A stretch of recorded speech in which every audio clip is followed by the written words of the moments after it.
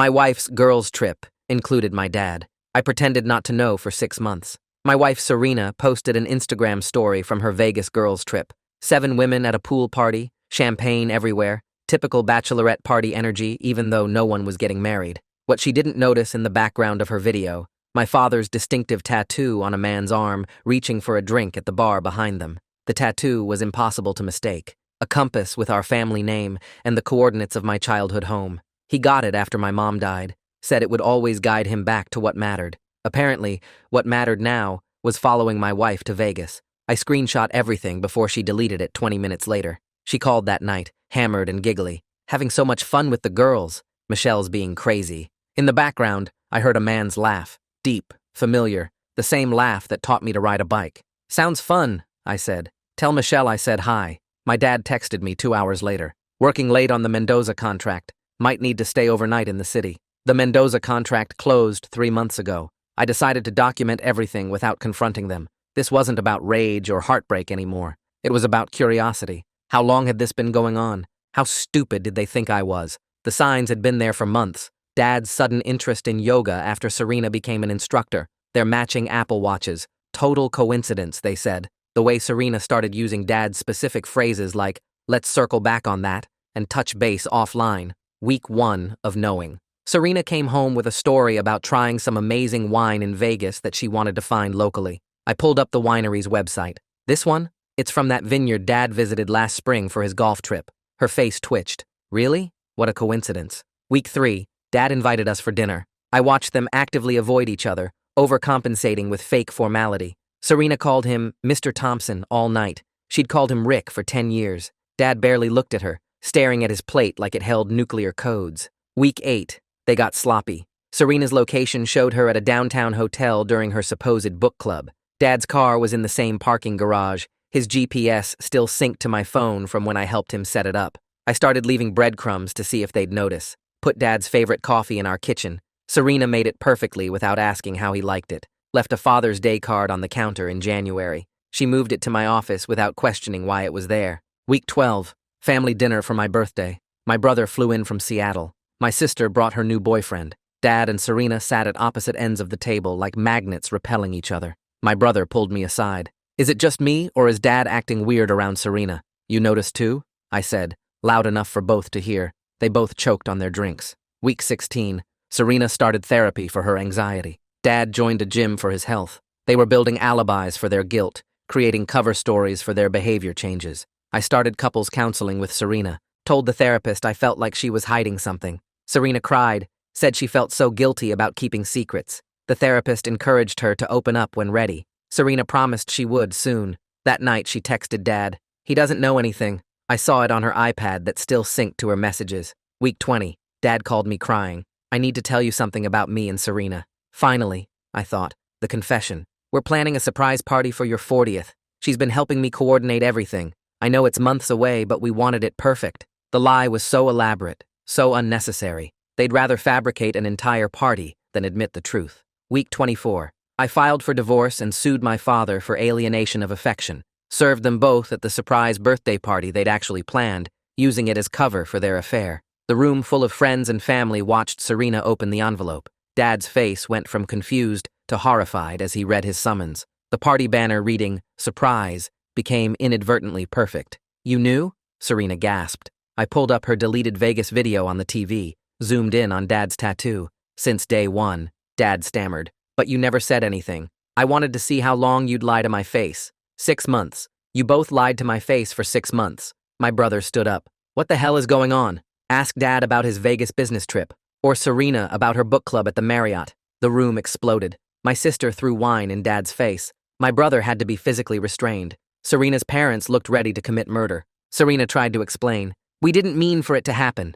You planned an entire fake party to cover for it. That seems pretty intentional. Dad reached for me. Son, please. Full story, linked below. I stepped back from his reaching hand. The party guests stood frozen, processing what they'd just witnessed. My sister was still dripping with the wine she'd thrown, her face twisted in disgust. My brother's girlfriend held him back, whispering urgently in his ear. Serena's mother broke the silence first. She crossed the room in 3 quick strides and slapped my father hard across the face. The crack echoed through the room. Dad stumbled backward, his hand going to his reddening cheek. "How dare you?" she hissed. "My daughter trusted you. We all trusted you." Serena's father grabbed his wife's arm, pulling her back. His face was stone, but his knuckles were white where he gripped her. I'd never seen him angry before. He'd always been the calm one, the peacemaker. Not today. My brother broke free from his girlfriend's grip and lunged at Dad. They crashed into the gift table, sending wrapped boxes scattering across the floor. I watched them grapple, making no move to intervene. Let them fight. Let it all fall apart. "Stop it! Both of you!" Serena screamed. She tried to pull them apart, but my brother shoved her away. She stumbled, catching herself on a chair. My sister's boyfriend, a cop named Martinez, finally stepped in. He hauled my brother off Dad with practiced efficiency, pinning his arms. "That's enough. Everyone needs to calm down." Dad struggled to his feet, his shirt torn, lip bleeding. He looked around the room at the faces of family and friends, people who'd known him for decades. They all stared back with mixtures of shock, disgust, and betrayal. "I need to explain," he started. "Explain what?" My aunt, his own sister, stepped forward. "Explain how you could do this to your own son? Explain how you could destroy your family for what? SX? It wasn't like that," Serena interjected. "We fell in love. We didn't mean for it to happen." My brother laughed, bitter and sharp. "Fell in love? At her yoga class? Or was it during all those family dinners where you sat there pretending everything was normal?" I pulled out my phone, scrolling through the screenshots I'd collected. "Would you like to see the timeline? I have 6 months of evidence. Hotel receipts, text messages, location data. I particularly enjoyed the one where Dad called me boring and predictable. That was 3 days after I helped him set up his new phone." Serena's face crumpled. "You went through my messages? They synced to the iPad you gave me for Christmas. The one you forgot was still logged into your account." I showed her the screen. "Here's one from last Tuesday. You told Dad you loved him more than you ever loved me. At least you were honest with someone." My grandmother, Dad's mother, had been sitting silently in her wheelchair by the window. Now she wheeled herself forward, her voice cutting through the chaos. "Richard Thompson, you are no longer my son." The room went silent. Dad's face drained of color. "Mom, please. Your father would be spinning in his grave. You've brought shame on this entire family." She turned to me. "I'm changing my will first thing Monday morning. Everything goes to you and your siblings now." Dad sank into a chair, his head in his hands. Serena stood alone in the center of the room, mascara streaming down her face. The birthday banner hung mockingly above them.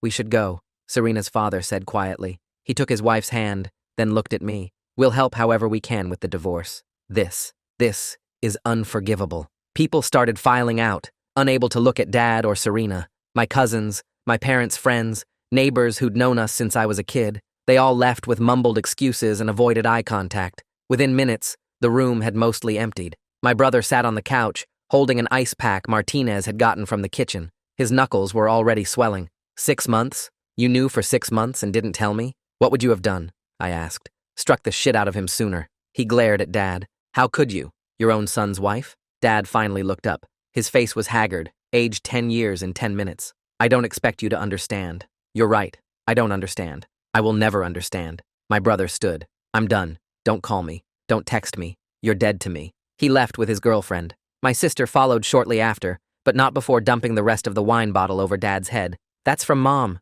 she said. I know she's watching, and I know she's disgusted. Soon it was just the 4 of us. Me, Serena, Dad, and my grandmother. The catering staff hovered uncertainly by the kitchen, unsure whether to start cleaning up. The house, Serena said suddenly. What about the house? It's in my name, I said. You have 72 hours to get your things and get out. Where am I supposed to go? I shrugged. Dad's place has room, though I'd check with Grandma first, since apparently it's going to be mine soon. Grandmother nodded grimly. The condo too, and the lake house, all of it. Dad's inheritance, gone. 30 years of building his life after Mom died, erased in an afternoon. I felt a savage satisfaction at the justice of it. You planned this, Serena accused. The party, getting everyone here. You wanted to humiliate us. You planned the party, remember? I just chose the venue for truth. I gestured around the room. Though I have to admit, the surprise banner was a nice touch. Very appropriate. How can you be so cold? She was sobbing now, ugly and raw. Didn't our marriage mean anything to you? Ask yourself that question. You're the one who was texting my father I love you while sleeping in my bed. We never meant, stop saying that. You made choices. Every day for 6 months you chose to lie. You chose to betray me. You chose him. I turned to my father. And you chose her over your family. Now live with it. I headed for the door, then paused. Oh, and Dad? That compass tattoo? The one about always finding your way back to what matters? Turns out what matters to you is screwing your son's wife. Mom would be so proud. I left them there in the ruins of the party, surrounded by scattered gifts and broken relationships. The catering staff could clean up the physical mess. The rest was their problem now. Outside, I found my brother smoking by his rental car. He never smoked except when severely stressed. "You okay?" he asked. "Better than I've been in 6 months." I meant it. The weight of carrying their secret, of pretending not to know, had been crushing. Now, it was over. "I can't believe Dad would." God, how long do you think it was really going on? I showed him some of the messages. 8 months, maybe more. They got sloppy around month 6 when I started tracking them. He scrolled through the evidence, his face darkening with each revelation. Jesus, some of these are explicit. That's not even the worst of it. Check the dates on those hotel receipts. He looked closer. This one's from Mom's birthday, and that one's from my anniversary, and that one's from Father's Day. I laughed bitterly. They literally celebrated Father's Day by, "Okay, I get it." He handed the phone back. "What now?" "Now I rebuild. Without them. You need a place to stay? Seattle's nice this time of year." I shook my head. "The house is mine. They can figure out their own arrangements." "What about?" He gestured vaguely at the venue. "The divorce lawyers already filed the paperwork. Alienation of affection is still recognized in this state. Dad's going to pay. Literally." My brother stubbed out his cigarette. "Good. Take him for everything." We stood in silence for a moment. Cars were pulling out of the parking lot as the last guests fled the disaster inside. 6 months, though, he said quietly. That must have been hell. It was educational. I learned a lot about trust, about family, about how the people who claim to love you can look you in the eye and lie without blinking. Not everyone's like that. No, just my wife and my father. I checked my phone. "My lawyer's here. I need to go document everything while it's fresh. Want me to come with?" "No. Go back to Seattle. Live your life. Be happy." I clapped him on the shoulder. One of us should be. As I walked to my lawyer's car, I saw Dad and Serena through the venue windows. They sat at opposite ends of the room, as far apart as possible, the wreckage of the party between them. They'd destroyed everything for each other, and now they couldn't even look at one another. The surprise party had worked perfectly, just not the way they'd planned. The lawyer's car smelled like leather and disappointment. I slid into the passenger seat while he organized his briefcase in the back. Through the windshield, I watched my brother's rental car disappear down the street. The venue's parking lot emptied quickly, guests fleeing the disaster like rats from a sinking ship. My phone buzzed constantly. Text messages, missed calls, voicemails piling up. I turned it off. The lawyer, a sharp-dressed man named Chen, finally settled into the driver's seat. He glanced at me, then at the venue where the lights still blazed through the windows. I explained the situation while he drove. He took notes at red lights, asking clarifying questions about dates, evidence, financial records. His expression grew more serious with each detail. By the time we reached his office, he'd already outlined our strategy. The building stood empty on a Saturday evening. We took the elevator to the 14th floor, his shoes clicking against marble floors. In his office, I spread out 6 months of evidence across his conference table. Screenshots, receipts, location data, text transcripts. He examined each piece methodically, occasionally photographing documents with his phone. 3 hours passed. We built timelines, cross-referenced dates, organized evidence into admissible categories. Chen explained alienation of affection laws, property division, custody considerations. I signed retainer agreements, authorizations, disclosure forms. My hand cramped from writing, but I kept going. Around midnight, Chen leaned back in his chair. He'd removed his jacket hours ago, sleeves rolled up, coffee cups accumulating on the table. He looked at me with something between pity and admiration. I recognized the expression, the same one people gave cancer patients who kept showing up to work during chemo. We scheduled meetings for the following week. Chen would file the paperwork Monday morning, serve papers by Tuesday. He suggested I document any attempts at contact, change passwords on all accounts, secure important documents. I nodded along, making mental lists. The drive home felt surreal. Empty streets, traffic lights blinking yellow, the city asleep while my world burned. I passed the hotel where Dad and Serena met during her fake book clubs, the parking garage where I'd tracked their cars, the yoga studio where it probably started. My house sat dark except for the porch light. No cars in the driveway. Serena must have gotten a ride somewhere. I parked in the garage, sat in the car for a moment, preparing myself for whatever waited inside. The front door opened to silence. No scattered belongings, no angry notes, no dramatic gestures, just empty spaces where Serena's things used to be. Her yoga mat gone from the corner, her shoes missing from the rack. The coat closet held only my jackets. I walked through each room, cataloging absences, The bathroom counter cleared of her products, her jewelry box gone from the dresser, the closet half empty, hangers swaying slightly from recent disturbance. She'd been surgical, taking only what was clearly hers. In the kitchen, I found a note on the counter, her handwriting, careful and precise. I crumpled it without reading and threw it in the trash. Whatever she had to say could wait for lawyers. The house felt larger without her presence. Sounds echoed differently. The refrigerator's hum seemed louder. I made coffee, even though it was past midnight. Sat at the kitchen table where we'd eaten thousands of meals together, where she'd perfected making Dad's favorite coffee without me teaching her. My phone, when I finally turned it back on, showed 47 missed calls, 23 from Serena, 18 from Dad, 6 from various family members. I deleted the voicemails without listening, blocked both their numbers. The silence felt better than their excuses would. Sunday arrived with blazing sunshine that felt inappropriate for the circumstances. I woke on the couch, still dressed from the night before, coffee cold on the table, neck stiff from the awkward position. The doorbell rang before I could fully orient myself. My sister stood on the porch with grocery bags and a determined expression. She pushed past me without invitation, heading straight for the kitchen. I followed, watching her unpack eggs, bread, orange juice. She started making breakfast without speaking, movements efficient and angry. We ate scrambled eggs in silence. She'd brought enough food for a week, apparently planning to monitor my eating habits. After breakfast, she helped me gather Serena's remaining belongings. We found things in strange places: her passport in the garage, old photos in the attic, a box of letters in the basement. The letters were from the early days of our relationship. Love notes, birthday cards, anniversary messages. I started to read one, then handed the box to my sister. She took it outside to the trash without comment. By afternoon, we'd sanitized the house of Serena's presence. My sister had brought boxes, labels, packing tape. We worked methodically, room by room. She asked no questions about the affair, the evidence, the confrontation, just helped me erase 13 years of marriage from my living space. Martinez arrived around dinner time with pizza and beer. He'd changed from his uniform into jeans and a t-shirt, looking uncomfortable in civilian clothes. We sat on the back deck, eating straight from the box, watching the sunset paint the sky in shades of betrayal. He told me about the paperwork from the party venue,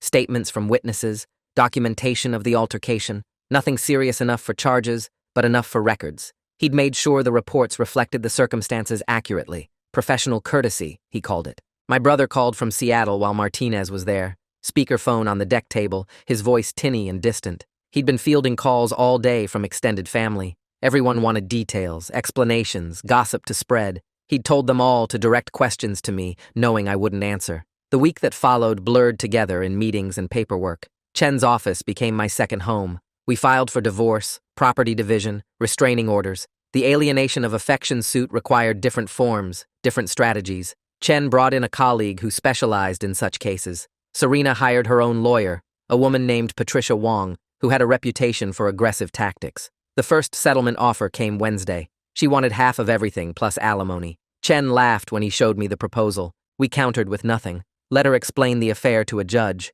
Dad hired Marcus Fitzgerald, an old family friend who'd handled the estate when Mom died, the same lawyer who'd mediated during the fight with my brother 3 years ago. The irony wasn't lost on anyone. Fitzgerald looked exhausted when we met for depositions, clearly uncomfortable representing Dad under these circumstances. The depositions took place in a sterile conference room downtown, court reporter typing every word, video camera recording everything. Serena wore a conservative dress I'd never seen before, hair pulled back, makeup minimal, playing the victim already. Her testimony painted me as cold, distant, emotionally unavailable. She claimed loneliness, neglect, a marriage that existed only on paper. When asked about the affair, she cried prettily, talking about finding comfort, making mistakes, never meaning to hurt anyone. Dad's deposition was worse. He painted himself as the supportive father figure who got too close while trying to help, claimed the physical relationship only started recently, lied about Vegas, said he was there for a conference,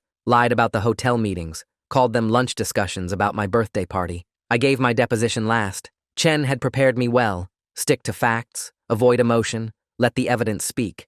I walked them through 6 months of documentation, every lie cataloged, every deception time-stamped. The court reporter's fingers flew across her keys, capturing the destruction of my family in real time. Afterward, in the parking garage, I passed Serena waiting for the elevator. We stood 10 feet apart, strangers who'd shared a bed for over a decade. She started to speak, then stopped. The elevator arrived. She got in. The doors closed. That was the last time I saw her outside of court. The financial audit revealed interesting details. Joint accounts showed patterns I'd missed. Regular cash withdrawals matching hotel stays, purchases from lingerie stores I'd never seen her wear, restaurant charges during her supposed therapy sessions. Chen added it all to our evidence files. My grandmother's lawyer called Thursday morning. She'd already changed her will, Dad's inheritance, the properties, the investments, the family heirlooms, all redistributed to grandchildren. An estimated $4 million he'd never see. The lawyer mentioned she'd also removed his photos from her mantle. Work became my refuge.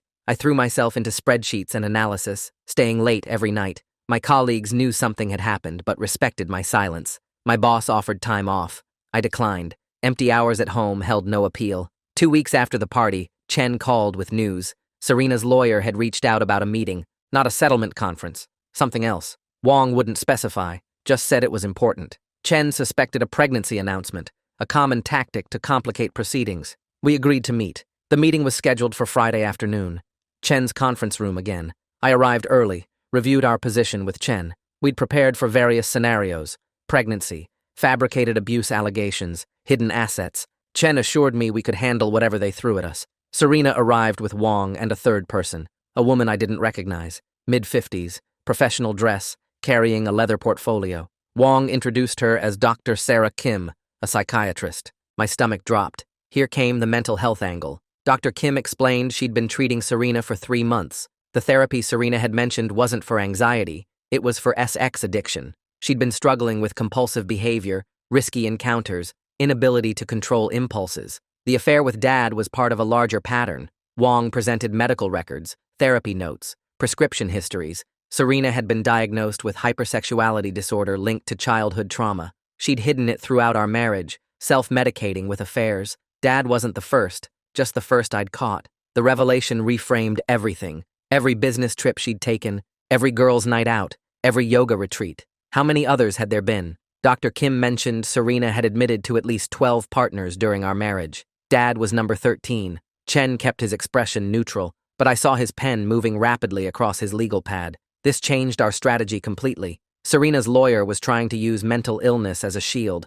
make her sympathetic, but it also opened doors for us. Fraud, intentional infliction of emotional distress, questions about her fitness for any potential custody issues. I sat there absorbing this information while Serena stared at the table. 12 affairs. 12. Our entire marriage had been a lie from the start. The woman I'd loved, built a life with, planned a future with, she'd never existed. Just a character she played between encounters with strangers. Wong proposed a different settlement structure. Serena would forfeit claims to alimony in exchange for a larger property settlement. She needed intensive treatment, possibly residential. The house sale could fund her recovery. They painted it as the compassionate choice. Chen requested time to consider. We needed to verify the medical claims, review the implications. The meeting ended with awkward formalities. Dr. Kim shook my hand, said she was sorry for everything. I wondered if she knew about Dad's identity, if Serena had revealed that particular shame in therapy. Walking to the parking garage, Chen voiced what I was thinking. The diagnosis felt convenient, not necessarily false, but strategically timed. Sex addiction was real, but also difficult to prove or disprove. We'd need our own experts, independent evaluations. That weekend, I met my brother at a bar downtown. He'd flown in from Seattle again, concerned about my isolation. We drank whiskey and avoided talking about family. He mentioned work, his girlfriend, plans to propose soon. Normal life continuing while mine imploded. After 3 drinks, he finally asked about the meeting with Serena's lawyer. I told him about the diagnosis, the 12 affairs, the treatment proposal. He stared at his glass for a long moment, processing. Then he signaled the bartender for another round. We drank until the bar closed, stumbled to his hotel, ordered room service, sobered up with coffee and greasy food. He crashed on the bed while I sat by the window, watching the city lights blur through exhausted eyes. Somewhere out there, Serena was sleeping. Dad was sleeping. The wreckage of our family scattered across the city. Sunday brought an unexpected visitor. Dad's brother, Uncle Tom, appeared at my door with a 6-pack and an apologetic expression. He'd driven 3 hours from his farm, compelled by family duty to check on me. We sat on the back deck, drinking beer in the afternoon sun. Tom had always been the quiet brother, married 35 years to his high school sweetheart, 3 kids, all successful, the stable one while Dad chased dreams and schemes. He didn't defend Dad, didn't make excuses, just sat with me in solidarity, occasionally shaking his head at the waste of it all. He told me about calls from Dad, desperate attempts to explain himself, how he'd fallen for Serena gradually, fighting it at first, how they'd bonded over caring for me, worrying about my work stress, how one night after I'd canceled dinner plans again, they'd had wine and talked too long and crossed a line. The story sounded rehearsed, crafted to minimize blame. Tom didn't buy it either. He'd seen Dad's patterns before, the way he'd pursued Mom when she was dating his friend, the affairs during their marriage she'd pretended not to know about, the women at her funeral eyeing each other suspiciously. Before leaving, Tom hugged me awkwardly,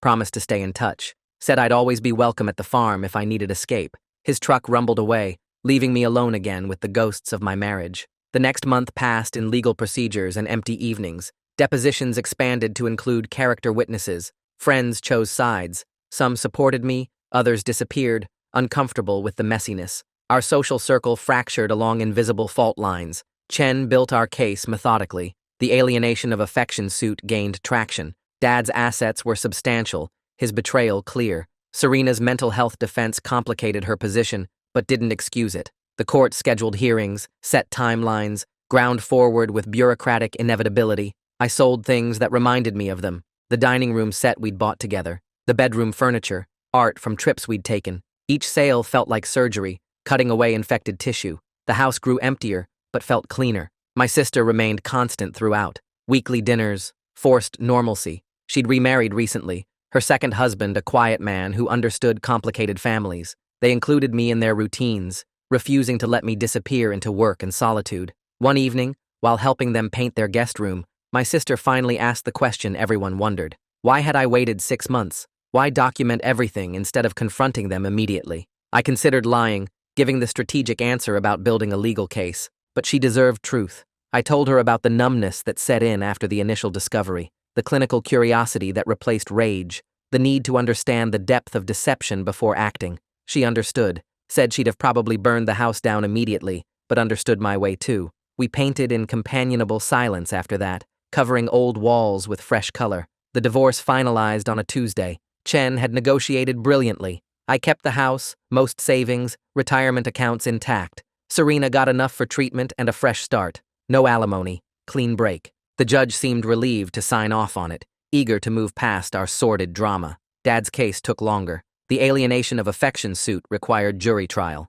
Chen prepared meticulously, organizing evidence into a narrative of betrayal. Fitzgerald tried various defenses, but the facts were too clear. The jury deliberated for 2 hours. The verdict came back in my favor. Substantial damages, though less than Chen had hoped. Enough to hurt Dad financially, force him to sell properties. Grandmother's disinheritance had already done worse damage. He'd lost more than money. He'd lost his identity as the successful son who'd made Mom proud. After the verdict, Dad approached me outside the courthouse, older-looking, grayer, diminished. He started to speak, but I walked past him to Chen's car. Whatever he needed to say, I didn't need to hear. Some bridges, once burned, weren't worth rebuilding. The months after the verdict crawled by in a haze of paperwork and empty rooms. I kept the house but sold most of the furniture, each piece carrying memories I didn't want to preserve. The dining room where we'd hosted family dinners became an empty space with marks on the hardwood where chair legs had rested for years. Work consumed my days.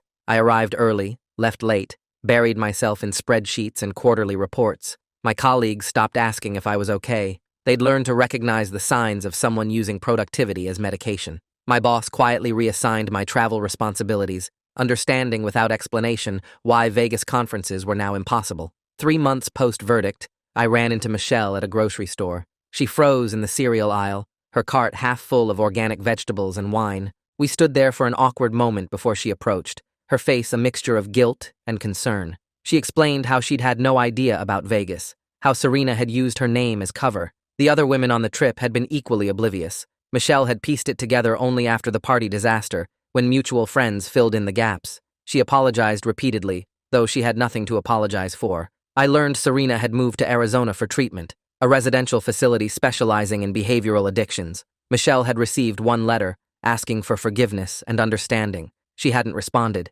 Neither had any of their other friends. Serena had burned every bridge in her pursuit of whatever she'd been chasing. Dad's situation proved more complicated. The financial hit from the lawsuit forced him to sell the family home, the house where I'd grown up, where Mom had planted roses in the backyard, where we'd celebrated 30 years of Christmases. A young couple bought it, planning to raise their children there. I drove by once and saw them painting the shutters a different color. Uncle Tom called occasionally with updates. Dad had moved into a small apartment downtown, taken a part-time consulting job to supplement his reduced assets. He'd aged visibly, Tom said. Stopped playing golf, stopped attending family gatherings. Even Tom's wife, who forgave everyone everything, couldn't bring herself to invite him for holidays. My siblings maintained their distance. My brother changed his phone number, made it clear through Tom that Dad shouldn't attempt contact. My sister went further, legally changing her last name to her husband's. She wanted no connection to the Thompson legacy Dad had tainted. The house felt different as seasons changed. Spring arrived with rain that leaked through a roof I'd been meaning to repair. I fixed it myself, spending weekends on a ladder, learning home maintenance skills Serena had always handled through contractors. Each small repair felt like reclaiming territory. Summer brought unexpected challenges. Our former couple friends didn't know how to include a divorced man in their barbecues and pool parties. Invitations dwindled. I understood. Nobody wanted the reminder that marriages could implode so spectacularly. I became the cautionary tale whispered about after the kids went to bed. Chen called one August afternoon with news. Serena's lawyer had reached out about finalizing some remaining financial details. She needed to sell her car, still technically in both our names. I signed the papers without reading them. Chen handled everything, protecting me from unnecessary contact. My grandmother's health declined as fall approached. The stress of the family destruction had taken its toll. I visited her assisted living facility twice a week, bringing her favorite cookies and sitting quietly while she worked crossword puzzles. She never mentioned Dad, but I noticed she'd replaced his photos with pictures of just the grandchildren. One visit, she grabbed my hand with surprising strength.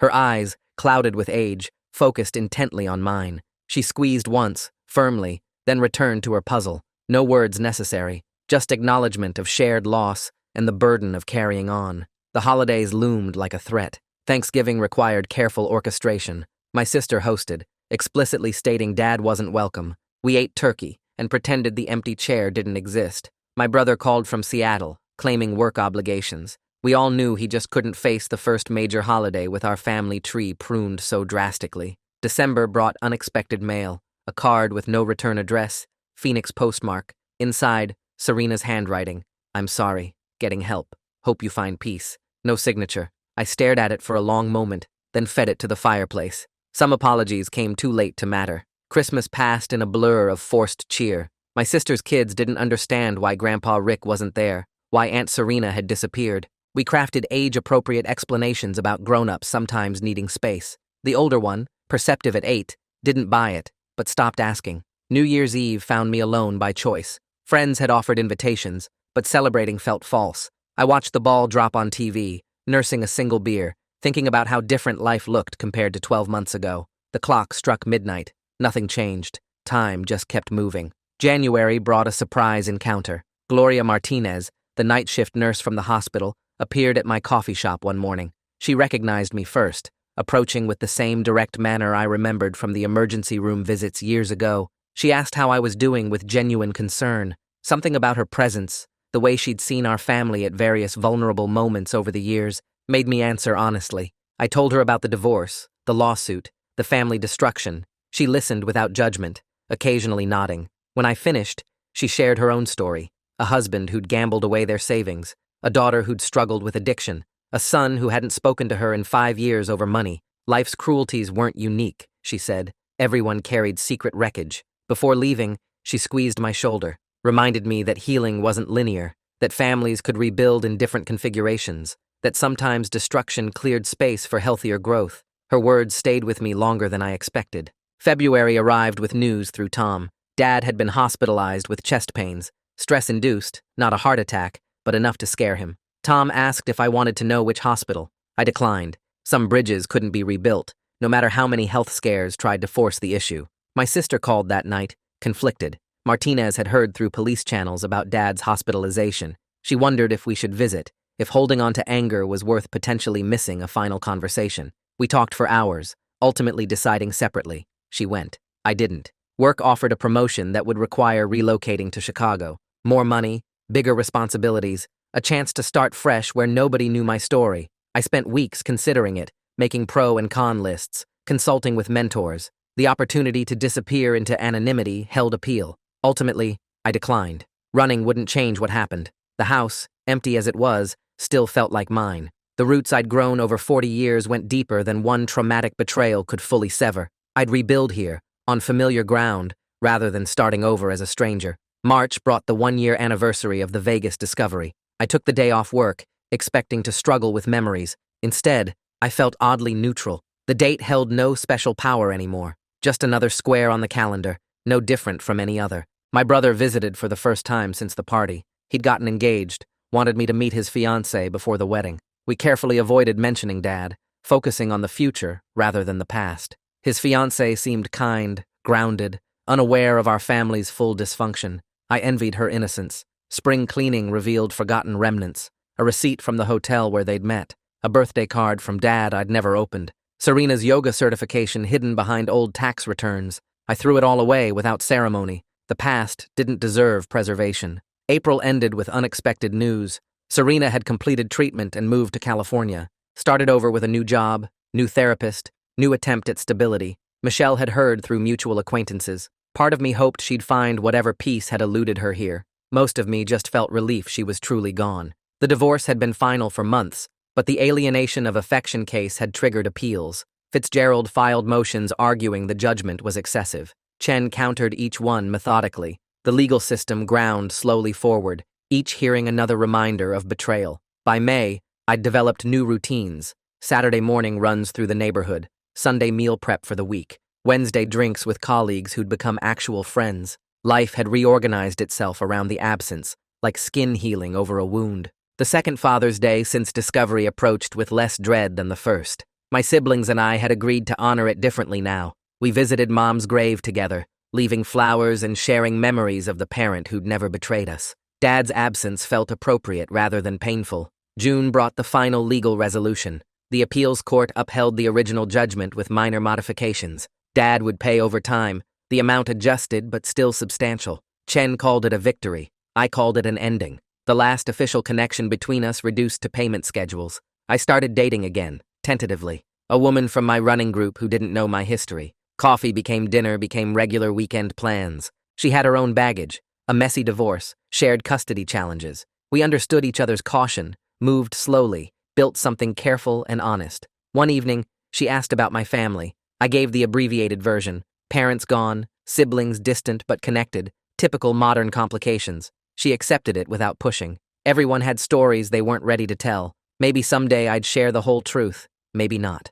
The house gradually filled with new things. Furniture I chose myself, art that reflected my taste alone, plants I had to learn to keep alive. Each addition made the space more mine, less theirs. The ghosts faded with each passing month. My grandmother passed quietly in her sleep that July. The funeral brought the family together one last time. Dad attended but sat in the back, leaving immediately after the service. My siblings and I stood graveside, united in grief and careful not to acknowledge his presence. Some wounds ran too deep for deathbed reconciliations. Her will distributed assets as promised. Dad received nothing beyond a letter she'd written months earlier. He opened it at the grave, read it once, then walked away with shoulders shaking. Whatever final words she'd left him, they'd broken something that was already fractured beyond repair. August marked 18 months since Vegas. The sharp edges had worn smooth. Anger had faded to indifference. The betrayal that once consumed every waking thought now surfaced only occasionally, usually triggered by unexpected reminders.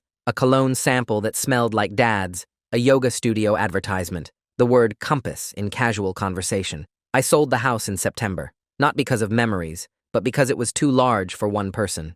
Found a smaller place closer to work, with a yard that didn't require constant maintenance. The young couple who bought it had 2 kids and a dog. The life that might have been, sold to strangers who'd make their own memories. Moving day revealed final artifacts. Behind the water heater, a box of Dad's old tools he'd left during a repair visit. Under the attic insulation, photos from family vacations I'd forgotten existed. In the garage rafters, Serena's college textbooks. I donated everything. Other people's pasts didn't deserve space in my future. The new house felt right immediately. Smaller but sufficient. Mine entirely, with no shadows of what was lost. I hung pictures selectively. Mom prominent, siblings included, careful gaps where others used to be. Visitors wouldn't notice the absences. I'd trained myself not to see them either. October brought news through the family grapevine. Dad had started seeing someone, a widow from his apartment complex. Tom mentioned it carefully, watching for my reaction. I felt nothing. No anger, no hurt, no concern for a stranger dating a stranger. He'd moved on. So had I. Halloween passed without distributing candy. The new neighborhood skewed older, fewer children trick-or-treating. I watched from my window as the few costumed kids passed by, remembering years of coordinating family costumes, Dad carrying me on his shoulders, Serena making elaborate treats. The memories felt like scenes from someone else's life. November arrived with its threat of holidays. My siblings and I had established new traditions, Thanksgiving at my sister's, Christmas rotating between us, Dad permanently excluded from the invitation list. We'd adapted, reformed into a smaller but stable unit. The running group organized a turkey trot. My new relationship had progressed to meeting friends, sharing social circles. We ran together, not fast but steady, crossing the finish line holding hands, small victories in rebuilding a life. Chen sent final paperwork the week before Thanksgiving. All appeals exhausted, payments scheduled, legal matters concluded. He'd guided me through the worst year of my life with professionalism and unexpected kindness. I sent a thank you note and a bottle of good scotch. Some debts couldn't be paid in billable hours. Thanksgiving dinner felt almost normal. My brother brought his fiancée. My sister's kids had grown taller, lost teeth, developed personalities. We went around the table sharing gratitudes. When my turn came, I mentioned health, family present, future possibilities. Nobody mentioned who was missing. Black Friday found me helping my girlfriend move furniture in her apartment. Her ex had finally retrieved his belongings, leaving space to rearrange. We worked together easily, debating placement, compromising on aesthetics. Building something new required clearing out the old first. The weeks between Thanksgiving and Christmas compressed into routine. Work parties I actually attended. Shopping for gifts with thought rather than obligation. Decorating the new house minimally, but genuinely. Life had developed its own momentum, no longer defined by what was lost. Christmas Eve service at Mom's old church. I hadn't attended in years, but something drew me back. The familiar hymns, the candlelight, the sense of community. My siblings sat beside me, our own children's absence a different kind of loss. We sang quietly, remembered better times, found comfort in tradition. Christmas morning alone by choice. My girlfriend with her kids, maintaining their traditions. My siblings with their families, creating new memories. I made coffee, watched snowfall, felt genuinely content. Solitude wasn't loneliness when chosen rather than imposed. A package arrived with no return address. Inside, a compass on a chain. No note, but I recognized Dad's meaning. I held it for a moment, considering, then dropped it in the donation box with other unwanted gifts. Some gestures came too late. Some directions couldn't be recovered once lost. New Year's Eve with friends this time. A small gathering, good food, better company. At midnight, kissing my girlfriend while snow fell outside. The future finally held more promise than the past held pain. Time really did heal, even wounds that seemed fatal. January 2nd, back to routines. Work, exercise, relationship, family. Life reassembled from broken pieces into something different but functional. Not the life I'd planned, but the one I'd built from what remained. Smaller, perhaps, but more honest. The anniversary of the party confrontation passed almost unnoticed. Just another day in February, remarkable only for its unremarkability. The date had lost its power to wound. Time had transformed trauma into history, acute pain into dull memory. My phone rang one evening. Unknown number, local area code. Against better judgment, I answered. Chen's voice, urgent. Dad had been in an accident. Serious, but stable. He'd listed me as emergency contact, despite everything. The hospital needed decisions about treatment. I sat with the information for a long moment, then gave Chen my brother's number. Some responsibilities couldn't be maintained just because of biology. Dad had made his choices. Their consequences included losing the right to my concern. March brought engagement news. My brother proposed during a Seattle sunset. My sister and I would stand as witnesses. Small ceremony, family only. The invitation list carefully curated to exclude certain names. Building new happiness required protecting it from old poison. The wedding in April. Simple, genuine, full of joy, untainted by what was missing. My brother radiant with his bride. My sister and I flanking them. Reformed family unit standing strong. Photos would show complete happiness. Only we would know who wasn't there. Afterward, at the reception, my grandmother's empty chair more noticeable than Dad's. Her absence felt clean, natural. His felt like amputation. But phantom limbs eventually stopped aching. The family had learned to function without poisoned parts. May brought 2 years since Vegas. I realized only when Chen sent tax documents related to the settlement. The date had passed without recognition, no longer circled in mental red, healing measured in forgetting to remember. My girlfriend suggested moving in together, a big step, requiring trust I'd thought permanently broken. We discussed it rationally: finances, chores, space requirements, the practical details easier than the emotional leap. But something in me had rebuilt enough to try. June 1st, boxes and furniture combining, her books mixing with mine, kitchen gadgets negotiating counter space, two lives carefully merging, aware of previous failures but willing to risk. The house felt fuller, warmer, more like home than it had in years. Summer settled into new rhythms: shared morning coffee, divided household tasks, navigating each other's moods and needs. Building something sustainable required daily choices, small kindnesses, honest communication, everything my first marriage had lacked. The financial settlement from Dad completed in July.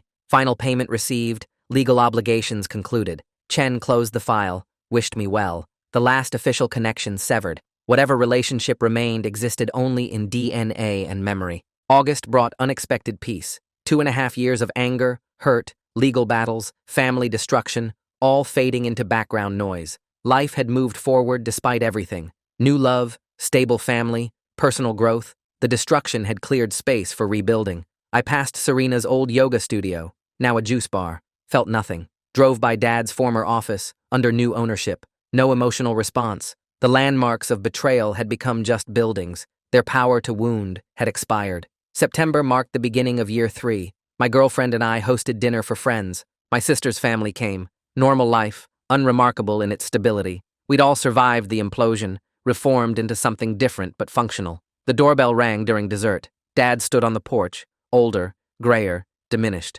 He'd tracked down my new address, driven over uninvited. Behind him, the woman Tom had mentioned. She looked nervous, uncertain why her boyfriend's son wouldn't welcome them. I stepped outside, closed the door behind me, told him he wasn't welcome, that some choices had permanent consequences, that showing up didn't erase betrayal. His girlfriend's confusion turned to understanding as she pieced together what he'd done. They left without argument. Dad's shoulders slumped but accepting. He'd tried. I'd refused. Both of us playing our assigned roles in the aftermath. Some stories didn't get happy endings. Some relationships couldn't be salvaged. Back inside, nobody asked about the interruption. They'd recognized his voice, understood my choice. The dinner continued, warm and full of laughter. Family redefined by loyalty rather than blood. Later, helping with dishes, my girlfriend squeezed my hand. No questions, just support. She'd learned my boundaries, respected my need to protect what we'd built. The past wouldn't be allowed to poison the future. That night, lying in bed, I felt the last weight lift. Dad's attempted reconciliation had tested my resolve. I'd passed. The anger was gone, replaced by indifference. The opposite of love wasn't hate. It was nothing. Morning came with its routine comfort. Coffee, shower, work preparation. My girlfriend humming in the kitchen. Plans for the weekend. Life continuing its forward motion, no longer haunted by what was lost. The story could end here. Betrayal discovered, consequences delivered, life rebuilt. Not perfectly, but sufficiently. The family tree pruned of diseased branches, smaller but healthier. New growth beginning where old growth was severed. But stories don't really end. They just stop being told. Somewhere, Dad lived with his choices. Serena battled her demons. My siblings and I carried forward, damaged but determined. Life continued its messy, imperfect progression. The compass tattoo that once guided Dad home had led him astray instead. But I'd found my own direction without inherited navigation, built my own definition of family, success, happiness. The coordinates of my life no longer included them. 3 years after Vegas, I rarely thought about it. The betrayal that once defined me had become just another chapter in a longer story. Not forgotten, but integrated. Part of my history without controlling my future. My phone buzzed with a text. My girlfriend, sending a funny meme from work. I smiled, responded with matching humor. Small moments of connection, building something real through daily choices. Love rebuilt on stronger foundations. The house felt full of life again. Plants thriving, walls covered with new memories, rooms echoing with laughter instead of silence. What they'd broken, I'd rebuilt differently. What they'd stolen, I'd replaced with something better. Evening fell with its familiar rhythms. Dinner together, discussing our days, television companionship, comfortable silence. Building a life required no grand gestures, just consistent presence. Everything my father had failed to understand. I thought about the man who'd taught me to ride a bike, who'd carried me on his shoulders, who'd been my hero before becoming my betrayer. That man had died in a Vegas hotel room, replaced by a stranger who shared his face. The grief for that loss had finally processed, not for who he became, but for who he'd been. The father I'd loved existed only in memory now. The man who'd stolen my wife was someone else entirely, unworthy of my pain. My girlfriend called from the kitchen, asking about weekend plans. I joined her, discussing options, making decisions together. Building a future required letting go of the past. I'd finally learned the difference between moving on and running away. The compass pointed forward now, to possibilities rather than pain. The coordinates of home no longer included those who'd chosen betrayal over family. I'd found my own true north, guided by lessons learned from their failures. Tomorrow would bring its own challenges. Next month, next year, the ongoing work of living. But tonight, in this house, with this person, in this life I'd rebuilt from ruins, tonight I was home.